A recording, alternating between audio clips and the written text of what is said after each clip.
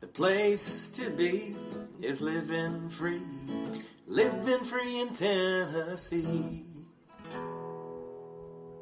Welcome to Living Free in Tennessee, where we talk about building the life you choose on your terms. Today is Monday, October 7th, 2023, and this is episode 799 of Living Free in Tennessee.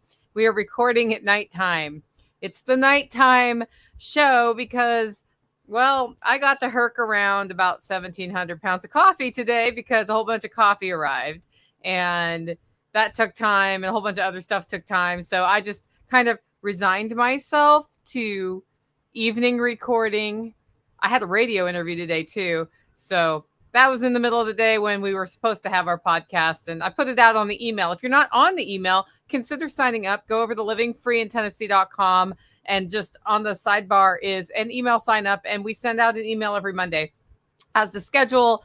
And if I know something's up, I send it out there, as well as other places. Today, we're going to talk about the definition of homesteading and cover, well, I only have one principle of homesteading. So we're going to start this discussion later in the show. But we're going to cover my principles, in air quotes, of homesteading that can be built into your life. Because sometimes I think we're getting choked by defining things rather than doing things. And I thought we should talk about this today as we go into the week before Self-Reliance Festival. Our featured event of today's show is the Midwest Preparedness Project Festival. It has started today in Kansas at, I don't know how to say it, Slough Creek, Slough, Slough Creek campsite. So what they do is they get together and they camp for a few days, and then they have sessions on the weekend. So I and Toolman Tim and some other really cool people are speaking, and our sessions are on Friday and Saturday. I'm going to talk about the 15-minute homestead. If you have not checked it out, it's MidwestPreparednessProject.com. If you want to slip out there to the festival and check us out, we'll be out there. I also want to thank our two sponsors of today's show. The first sponsor of today's show is Discount Mylar Bags. Discount Mylar Bags has been supporting me for a long time, and they are supporting you too in the form of resources on how you can store food properly. If you go to discountmylarbags.com, on the right-hand corner is a whole bunch of resources on just how to store food for long-term or shorter term, depending on what you want to do. And of course, they supply Mylar bags and other food storage items. That's at discountmylarbags.com. Our second sponsor of today's show is Strong Roots Resources. Kerry Brown from Strong Roots Resources has been traveling all over the place, speaking and doing all sorts of cool stuff, but he's a pretty cool permaculture dude, and he will work with you to come up with a plan, a permaculture plan that's grounded in your goals for your place. So he comes over, talks to you about your goals, walks the property, checks it out, and then he can even help you implement designs. He also has added a really cool special thing he does with wild edible plants, where he walks the property, geolocates them for you, so you have a map of some of the herbal and edible plants that are already growing on your property. Find out more at strongrootsresources.com. Finally, if you want to send me an email or a frugality tip or ask a question, you can do that by sending me an email to Nicole at livingfreeintennessee.com. That is Nicole at livingfreeintennessee.com. And if that is too long to type out, then go to livingfreeintennessee.com, which is also long to type out, and click on contact and fill out the form, and those emails come to me. Okay. So with that, it's time for my first segment of today's show, and that is the live stream schedule. It is not a big aggressive schedule because on Thursday I fly to Kansas, not come back until the weekend, and then we're going straight into Self-Reliance Festival. So the Friday Homestead's Happening show, not happening. But tomorrow, 9:30 in the morning, I'm live with Jack Spirko from the Survival Podcast and John Willis from Special Operations Equipment, where we do our Tuesday coffee chat. So be sure to tune into that. You can head over to my YouTube channel, which is at LFTN on YouTube. It's where you are right now if you're watching this live on YouTube.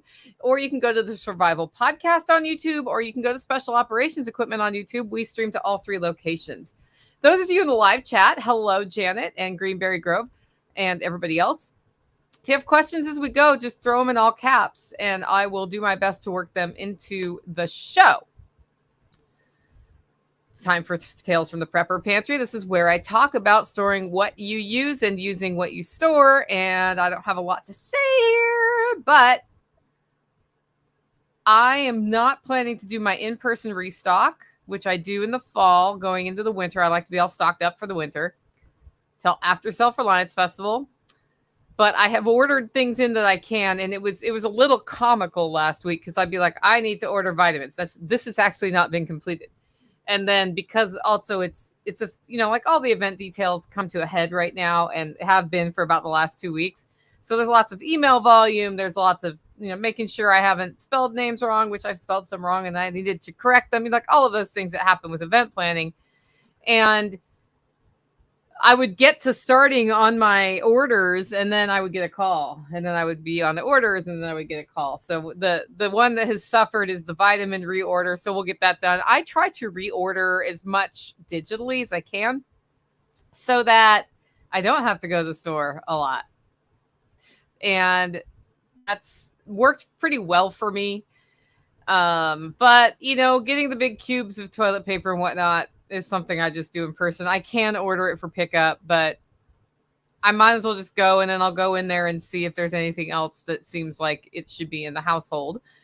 And this brings me to Dawn Gorham, our friend Dawn Gorham from Gorham Homestead, who is giving the milk cow presentation at Self-Reliance Festival. She put a picture of her pantry up and it looked beautiful. She had like all of her canned goods organized by kind. And she's like, I should have done this sooner because I did not realize I needed to can more tomatoes than I canned this summer. So she canned a whole bunch of other stuff, but she's low on tomatoes.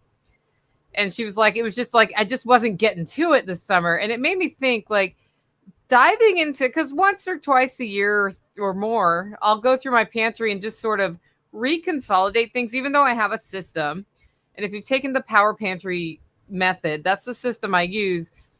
Things happen. People get in there and get stuff. And, I like to look at what's going on and make sure things are next to the same kinds of things in there. Otherwise, I lose track and I end up with something lost. And in particular, my canned goods, I do that a couple times a year. Once in the spring, once about now. And just like, so right before I'm going to can, I want to know what I need to use up. And then right about now, when I'm sort of almost done canning, I'm just finishing out my tomatoes right now. And I don't think I'll do apples unless I happen upon some like an awesome apple deal. We'll see. I used to have an orchard here that was nearby where I could get their number 2 apples, and that was awesome. But they have aged out of the business and nobody's selling apples there anymore. And I'm pretty sure the trees are all overgrown, and it's a sad, sad thing. Sad, sad, sad. Anyway, so she is going into the winter without enough tomatoes. And I had 2 ideas. One, if you're coming to Self-Reliance Festival and you can spare one of your jars of canned tomatoes, crushed, stewed, salsa, something, bring it and give it to Dawn, because she does a lot for this community. And I think that part of the spirit of being a homesteader community is that we do the Homestead Blitz. That brings me to the second idea. I, too, hate going through my pantry by myself, which is why I always schedule these for when Mama Sauce is here so that we can kind of hang out while we're doing it. And she helps me. And like just having a second person there is super helpful in that process. Well, we don't always have a Mama Sauce coming. In fact, my Mama Sauce has not been in town for quite a while, and it shows. And so I think in the spirit of homestead community, we should start doing GSD weekends in each other's pantries and just like, once a month or once every other month, choose somebody to help out, to be their moral support while they go through and just check out and reorganize everything's going on. That was just my idea. Throwing it out there for the community in case you guys like it, because we could do this all over the country. We don't just have to do it here. We can do it all over the country. And we have people who live near us, and it's like one weekend we do yours for a Saturday. The next weekend we do the other one for a Saturday. Total awesome work trade. I love the idea. Of course, it's my idea, so of course I love it. But, let me know what you think of that one. Get them started, man. I did manage to get more dried tea put away for the winter, and I have more peppermint tea than I've ever had going into the winter, so I don't think I'm going to run out this year. and it's chocolate mint, and I still have chocolate mint taking over the entire world here. So finally, I have a story from the network in this area, and it's kind of pantry related and kind of not. But I got this morning and on Telegram, and you know who you are, and people who are on the Telegram group for Living Free in Tennessee know who this is. And if you're not on the Telegram group for Living Free in Tennessee and you want to be, go find us, t.me/LFTN group.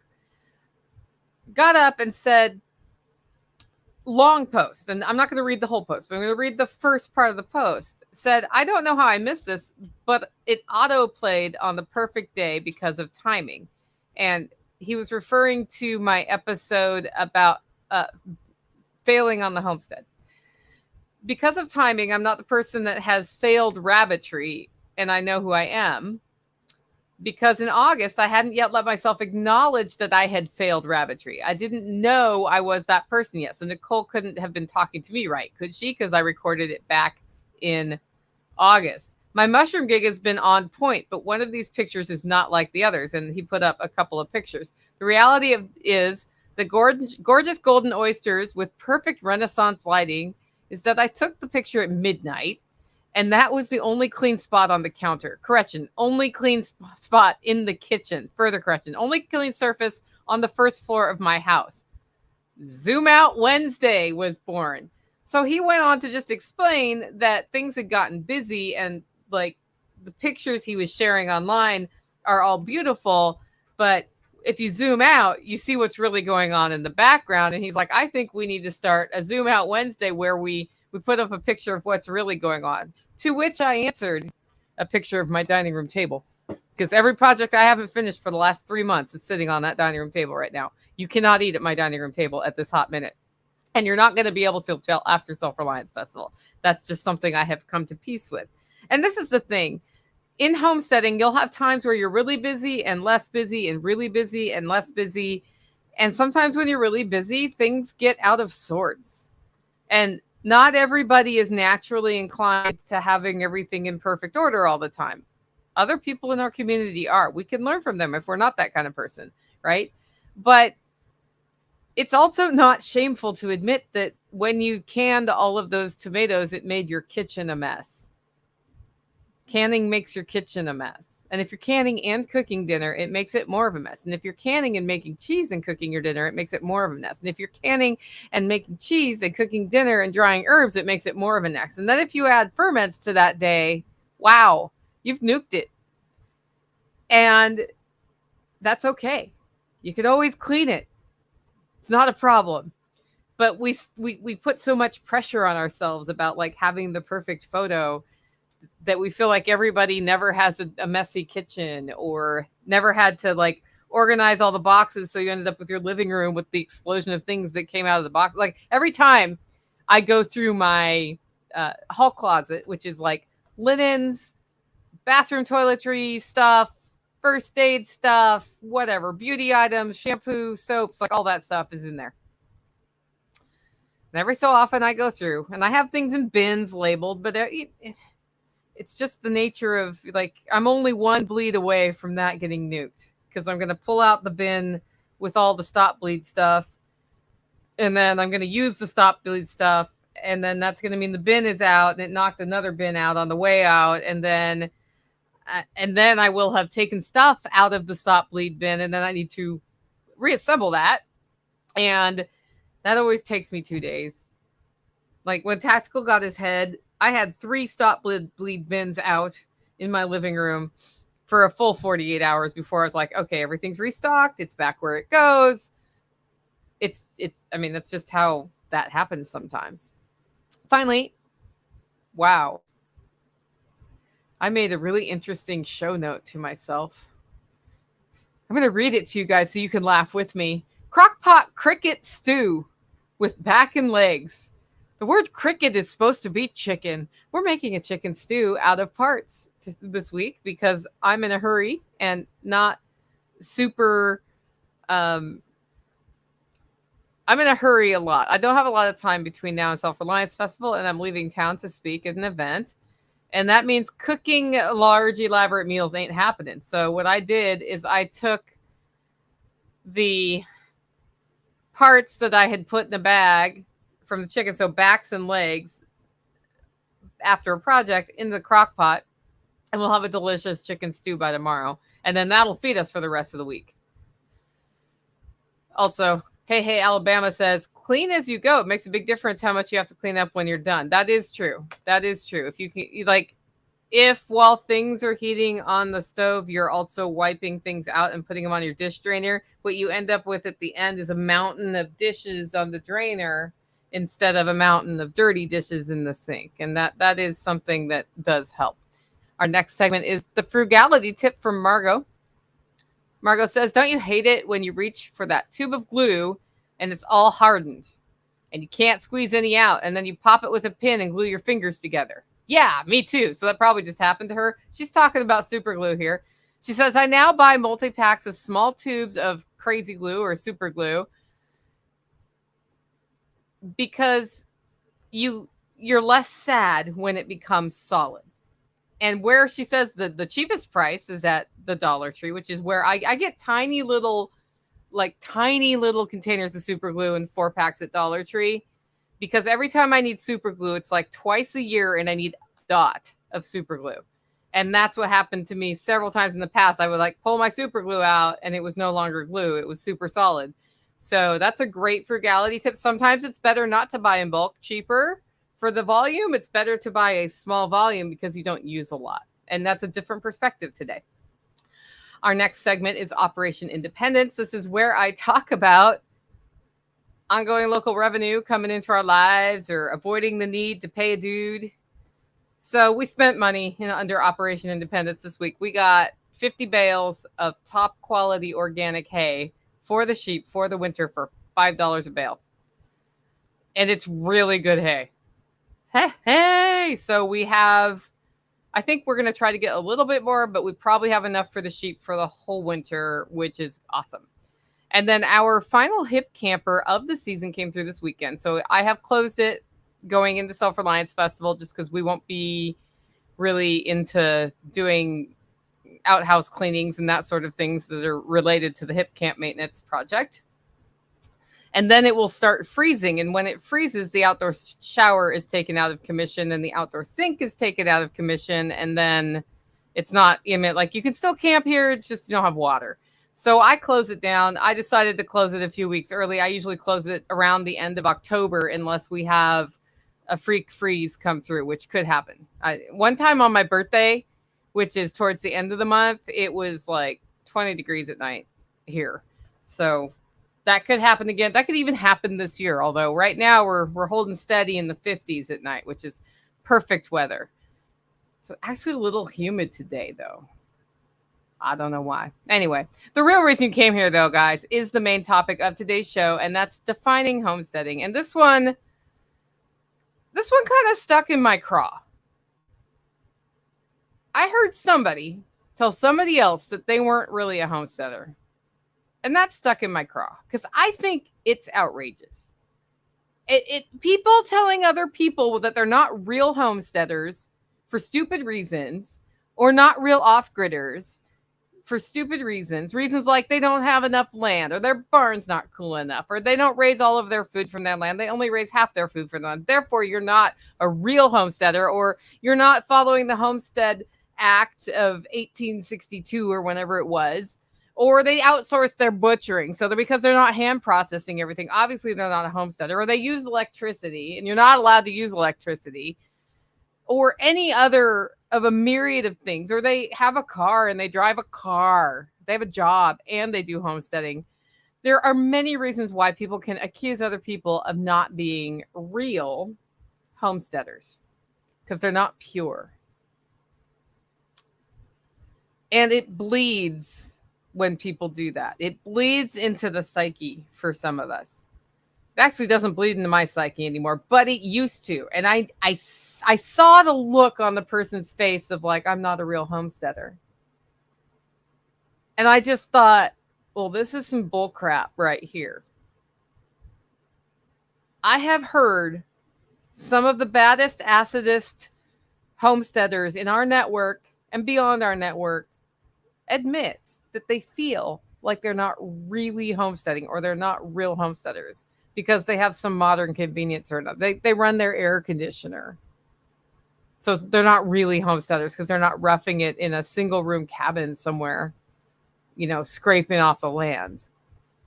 And I'm talking like people who I've learned homesteading skills from, like a better way to compost or how to make sourdough bread. People who have gifted me seeds they saved from their garden have been admitted they feel like they're not real homesteaders. And it's probably some people you actually follow in addition to me. Like, they're questioning if they're homesteaders or not, or if they're homesteady enough, right? And I got to thinking today, like, what is behind all this purebred homestead stuff? I see the Mag Network is here. I think I know who you are. Don't know that I know who you are, but welcome. What's behind it? Well, part of what's behind it, when you start digging, if you go find somebody on YouTube commenting that somebody's not a real homesteader or not really off grid, and you go look at their YouTube, what you find are maybe some people who don't have any videos at all posted on their YouTube channel. They don't have a profile picture. They have probably multiple accounts because you're seeing the same kinds of comments from different accounts, but they're pretty much the same at about the same time. That, my friend, is a troll.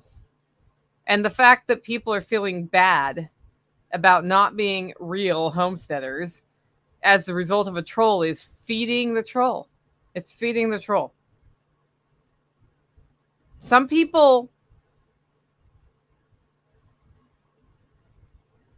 are just bitter. They're just bitter. And the best thing you can do for your future around bitter people is walk around them and move on.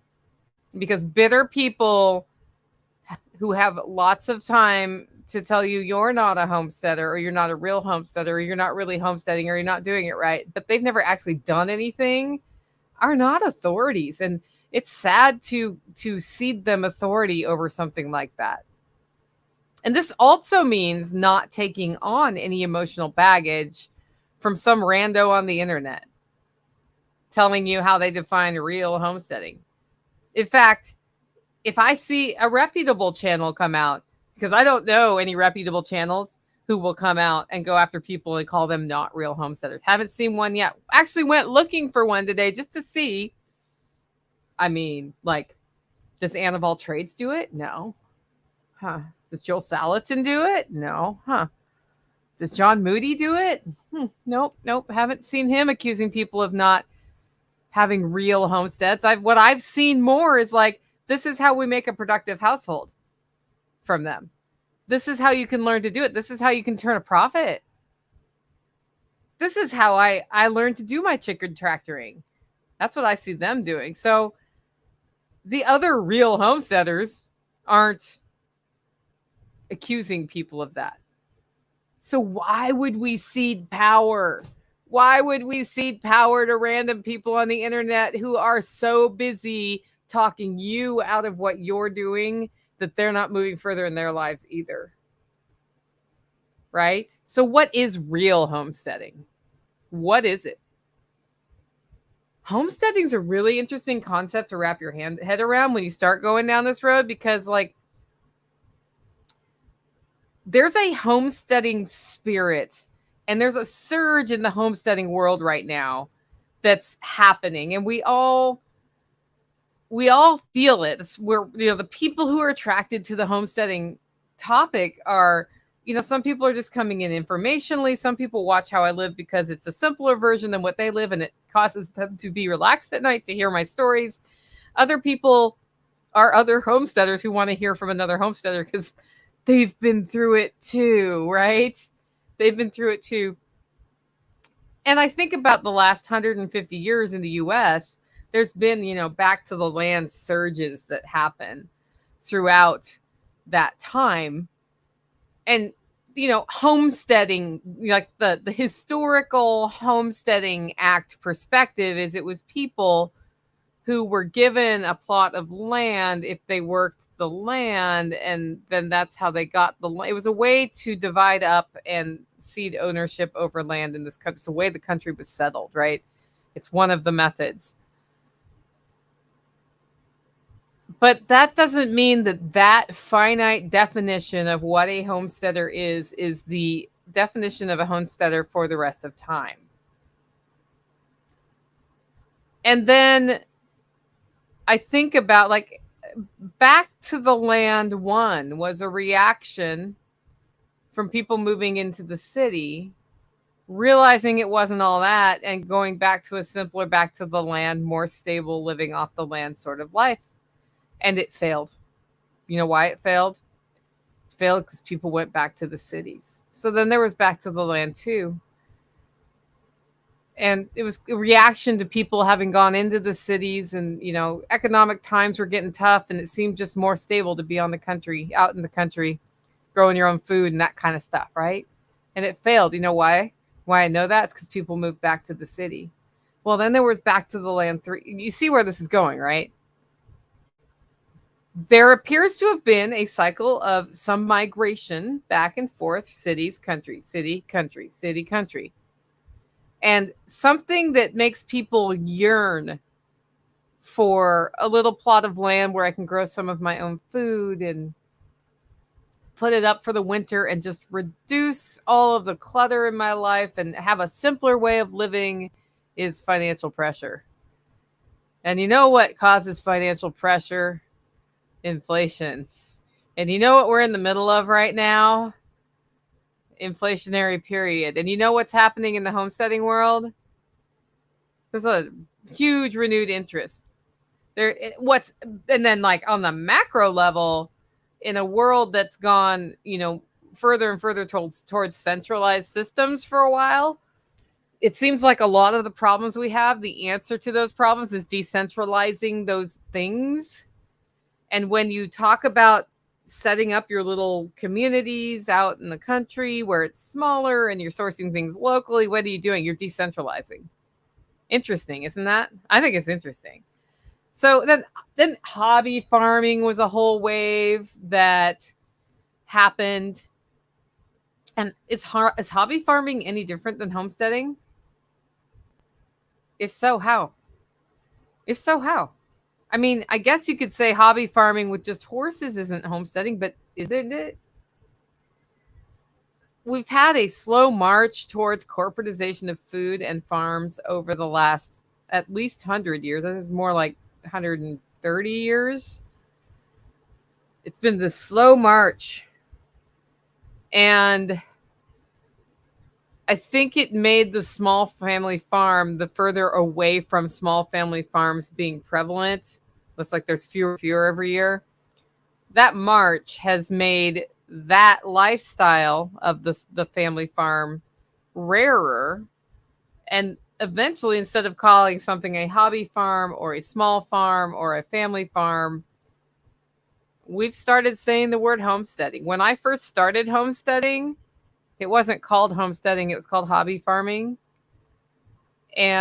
Or people called my place a farm. And for me, like, a farm is a big thing. And I live on 3.2 acres and I have 10 acres where we run sheep, and that's not a farm. Am I getting food from here? Yes. But it doesn't feel like a farm. So for me, the minute I heard the word homestead in reference to what I was doing, I was like, yep, that's what I'm doing. That's a way better word for me. Way better word. Permaculture was also a really great word that I learned, right? Backyard chickens grew in popularity in like the early 2000s, like 2002 to 2008. Like, you really had this urban grow your food thing going on with backyard chickens where you could get your organic eggs from your backyard. That really helped influence the homestead mindset. But I mean, I go back to this. The question is not, are you a real homesteader?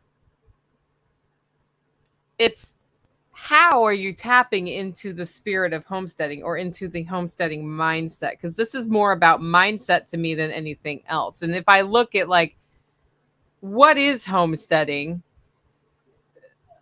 The first answer you get when you ask somebody that on the stage is it's somebody growing their own food and living off the land. Okay, so how is that different from a forager in the woods? Well, they're not growing their own food. They're just foraging. Okay. But is it really different? Because usually when you're foraging food in the woods, you're cultivating the sweet spots. I mean, ask me how I know. Because when I find a good mushroom patch, I want it to stay. So I make it bigger by improving the growing situation for said mushrooms. When I find a stinging nettle patch, I do the same thing. Like, rather than try to grow the stinging nettle here, I know where it is. I just make it nicer for it there. It's fine. It's way easier to do that than to try to force stinging nettle to grow where stinging nettle does not want to grow. So then if we talk about homesteading mindset, that's a whole different ball of wax right there. And for me, homesteading mindset really boils down only to one thing. And this may not be true for you. And I'm open to discussion on this topic. So if what I say makes you say, no, I think it needs to include these other things, email me or join our social networks and we'll keep this conversation going. Do you work for your home? Do you work for your home? Do you go to a job, earn money, use that money to pay for your home, and you work for your home, and every time something breaks, you work for your home? Or does your home work for you? Does your home work for you? Are you getting value from your home that's helping to offset what it costs to have a home? Right? And Facebook user says, homestead, first and foremost, a mindset, land or no. I agree. When you get the homestead perspective, you start seeing things in your home that you can cultivate to bring more value into your life. And for me, with 3.2 acres, this has meant that I have over the years had an Airbnb here, which has nothing to do with growing food. I have had a hip camp here, which also has nothing to do with growing food. I have grown food here. I am garlic independent at this point. Unless something catastrophic happens to me and it doesn't get planted, I will never, and even then, like, we would have to have such a weird, freakish weather thing happen here that the garlic that reseeds itself every year doesn't come back. But to fulfill all of my garlic needs, I need to plant it every year from the seed I created from the garlic I planted from the year before. That was the first tiny sliver of food independence I developed in my life, was garlic. Garlic grows really easily here. It doesn't require a lot of maintenance. I do like one big weekend on the beds, and then I do another like couple of hours planting the garlic. And then in the spring, I put another layer of mulch on. If I remember to, it's not that critical here. And then I harvest it. And then I have garlic. And then some of that garlic that I harvested next year, when I do the garlic thing in October, it goes back in the ground and I have garlic. And I haven't had to buy garlic at the store in a decade. The only time I bought garlic at the store in the last decade, one of two reasons. One, I was at the farmer's market and I saw a vendor that had garlic. And they hadn't been selling very well that day. So I went over and bought some so they would sell something, because I do that at my farmer's market. Two, I was out of town and I was cooking something in an Airbnb and I needed garlic and my garlic wasn't with me, right?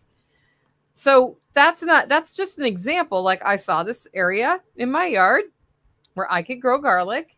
I planted garlic and garlic happened. And over a few years, I had enough garlic come out. And then I was able to be fully garlic independent. And Hidem 20 says, we were garlic independent until we started trying to make black garlic and fermented honey garlic. Yeah, you'll go through a lot more garlic once you learn how to ferment garlic, but you can still just double down on the planting, man. Just double down on the planting. But yeah, black garlic is delicious. Somebody brought me some at my spring workshop. It was so good. And I have a fermenter now So I've fermented some of my garlic, and it is really good. I don't eat bread though, or crackers, so I've had to find some creative ways to eat it. But I'll just eat it. Yeah, it's delicious. So what other ways can you find value in your home? Certainly in growing herbs and vegetables and those sorts of things. You can take your shrubs and choose pretty fruit bearing shrubs for your yard decoration, right? Those are all things that every time you pick a carton of blueberries from your yard that you didn't have to buy at the store, your home is working for you in that instance. And other things you can do is create experiences for people, like a wild edible walk. I'm actually thinking of launching a wild edible tour here, like once a month or something. And that's just another way to glean value. We grow grass really well in Tennessee because it rains a lot here. And when I finally embraced, and this was one that was hard for my mindset to accept, when I finally embraced that what we grow well here is grass,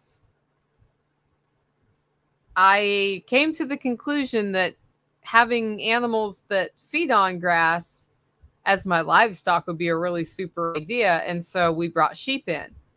And now I actually thought this year, because we did our first year of sheeping, shepherding, keeping sheep, sheeping. I just made up a new word. Why not? Our first year of having sheep was last June. Our first cycle of processing was last fall, about this time. And we sold about half of what we processed and used that money to offset external inputs that we were buying for our sheep. Now, the fact that I get external inputs for my sheep will cause some people to tell me I'm not homesteading, but even homesteaders even the original homesteaders used external inputs. So that is a non-starter with me. And I don't hide that I use external inputs when I do. We do not grow our own hay for our own sheep. That was a good deal for me, because then my sheep were growing off the grass, which basically grows for free here. And then they take some inputs, and then we were able to sell some to offset sheep expenses. I was able to get value that way. It took me a long time to commit to doing that. I raised ducks, I raised chickens, I raised rabbits, I raised goats. And every time somebody said sheep, Nicole, you should have sheep, I was like, no, I don't want sheep. And part of it is I didn't want to shave them. And then, and I knew that like hair sheep existed, but I didn't it didn't penetrate here. So after processing the sheep, we have just a little bit of lamb left from that first cycle of sheep who were processed. I was like, well, we're not going to have lamb for like another year because sheep had girls the whole time. And then girls are cool because they make more meat, but they take a year and a half to make more meat. And that's a year and a half without replenishing the meat. Well, having looked at how we want to do husbandry, this actually means that we're going to have sheep again. And when I look at the number, so we had, out of 3 sheep, we have 7 babies. So that's 7 animals that can be processed and feed us that eat grass and drink water and take very little input. So that's actually a pretty good little homestead is working for me hack, right? Is being able to do that. But it's something that, you want to start slowly. So that's another way that I could offset expenses. What ideas do you guys have? That's what I always wonder. But for me, homesteading is, does your home work for you, or is it starting to work for you? Because that's the other thing. Not being 100% living off my homestead food means I'm not a real homesteader, right? I'm not really free. Well, I'm not giving up coffee. I'm not giving up chocolate, and I like whiskey, and I don't have a still. That's right, feds. I do not have a still. So What am I going to do? Well, I can trade for some of that stuff locally, but coffee does not grow here.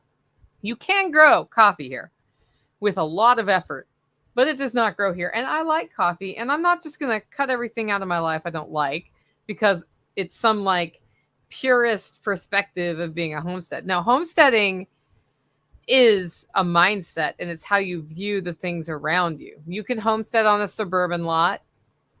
You can even hide it so it's not obvious that you're growing vegetables and things there if you do it. And you can find other ways to bring value in.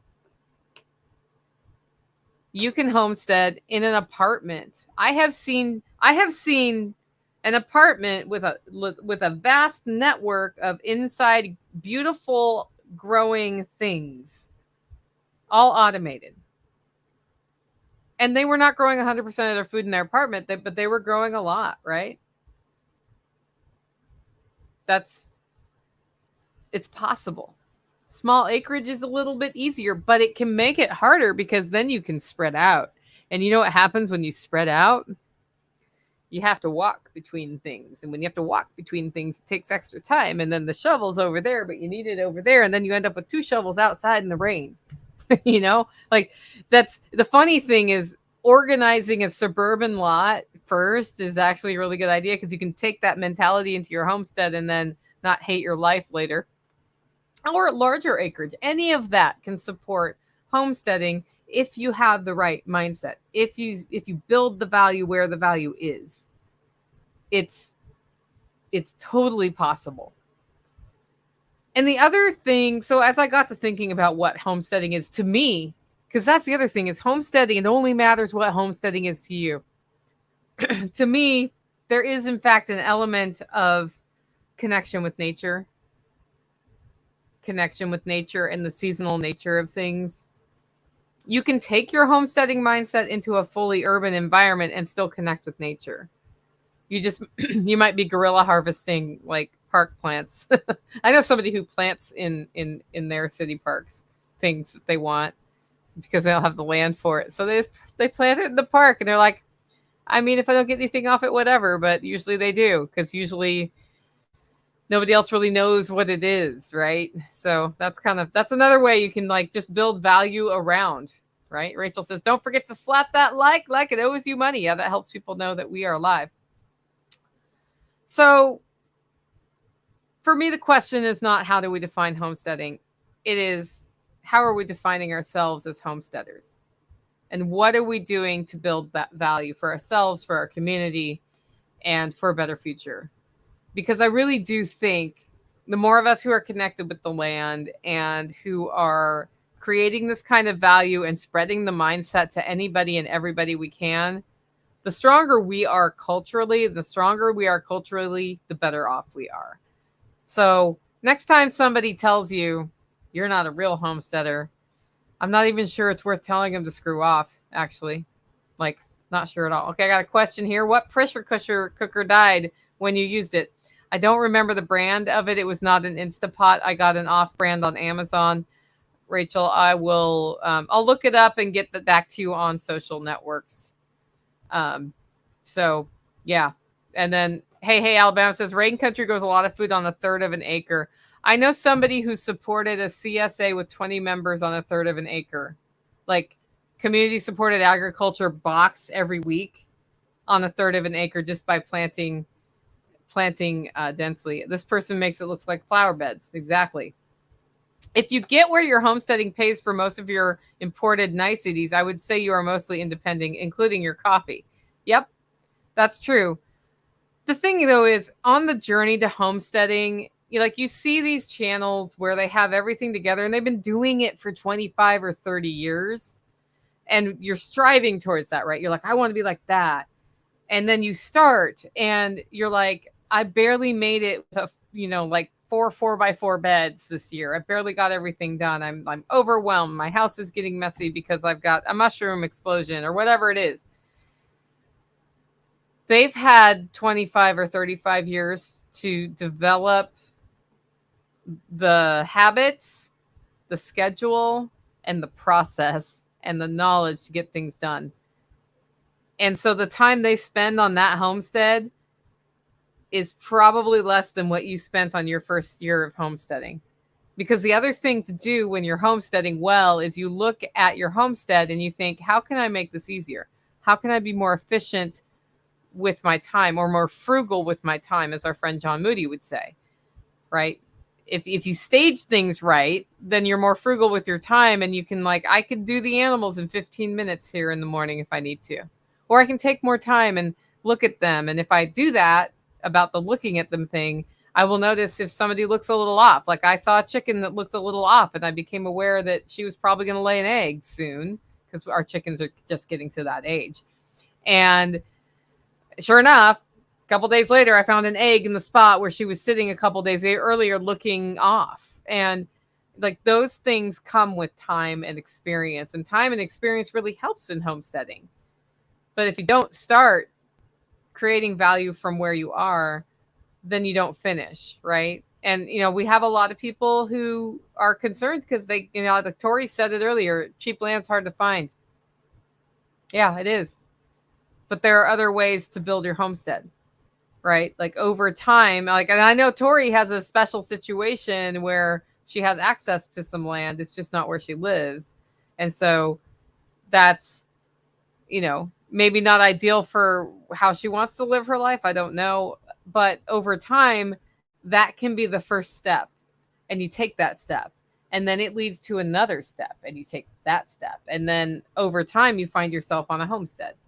Or with the kind of homestead you like. Like I originally thought I wanted a 20-acre homestead. And for many of my years here, I've kept my eyes on what I could buy to get a bigger piece of land. And then it occurred to me, I'm not keeping up with this piece of land the way I want to. So why would I want to add acreage? How does that help me? It does not help me at all. If I can buy the acreage around me, I will, and leave it woods, because I love hiking in the woods and I get a lot of value from that. And I create value from that because I get mushrooms, right? And other things of that nature. I get deer from it. So it's funny how that evolves over time as you get into homesteading too. So like your original picture of the homestead you think you want isn't always the homestead that you end up loving. And I think that's part of the journey. I also think that we need to stop judging people for not being this or not being that. So if you find yourself typing a comment to somebody that they're not really blah, and it's public, stop yourself for a second. Ask yourself, why am I doing that? Because if you want to talk to somebody critically, you should be talking to them directly, not in front of a bunch of people in comments, right? That's a much more constructive way to help somebody along if you see that they could do something better. And if it's just to feel superior, that doesn't help move you forward. That moves you back, because that means you're comparing yourself to somebody else and measuring based on those terms rather than the terms you should be measuring yourself on, which are your own terms. And this is something we've been taught. We've been taught to measure ourselves in terms of what other people want for us, or what other people define as right for us, rather than what we have defined as right for ourselves. And when you're able to make that switch, then it's just a lot better to be in your life every day, because you're not constantly worried about if you're measuring up to some standard that shouldn't exist at all. Should not exist at all.